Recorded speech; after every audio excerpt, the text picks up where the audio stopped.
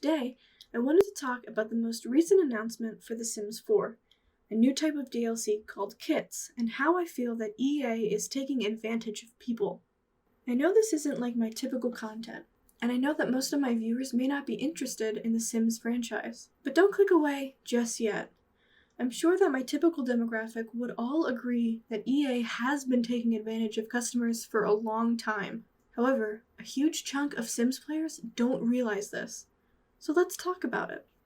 Before we get into talking about the new kits, I want to go over some of EA's previous failures. EA is known for taking a game and completely ruining it.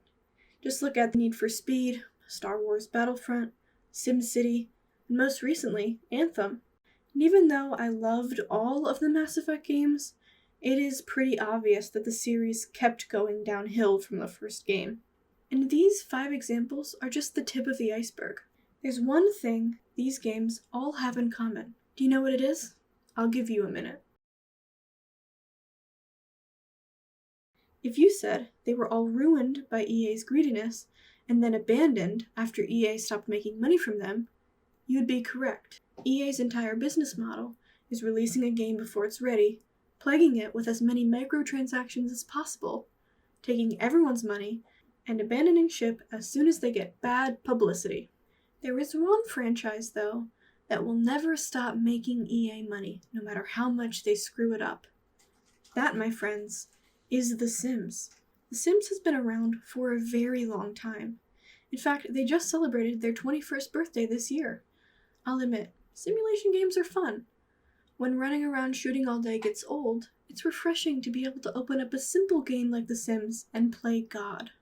Now, instead of locating someone I was hired to kill, I can trap some random townies in a box and watch them starve. But, in all honesty, living out the life you've always dreamed of in The Sims is super enticing, and that's what draws most of their players in.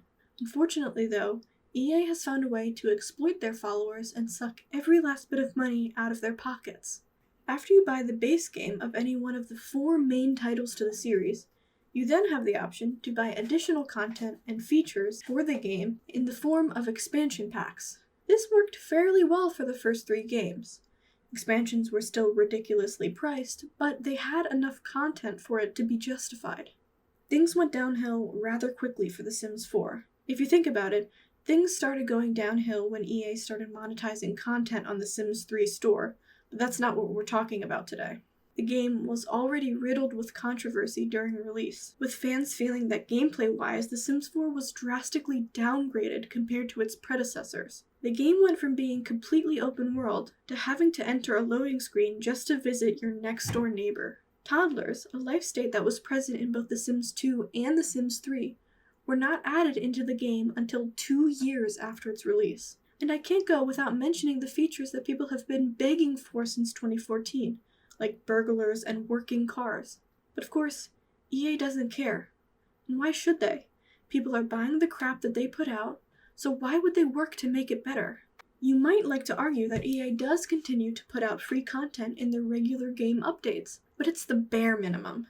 Over the years, their free updates mostly just added the features that were originally in previous games, like the toddlers that I mentioned before.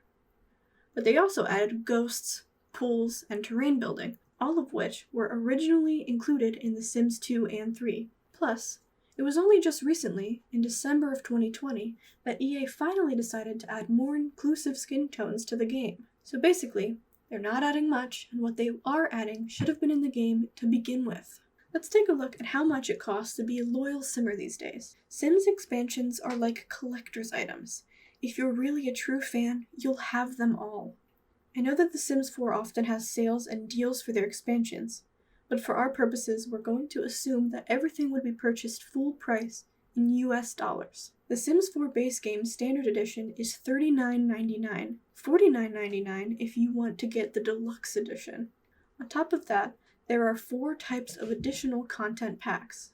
The biggest are the expansion packs, which cost an additional $39.99 each, even though they do not have the same amount of content as a full game. That's right, you're paying the price of a fully developed game and only getting a few additional features. There are also game packs which are $19.99, stuff packs which are $9.99, and the new kits, which are $4.99. There are currently 10 expansion packs, 9 game packs, 18 stuff packs, and 3 kits.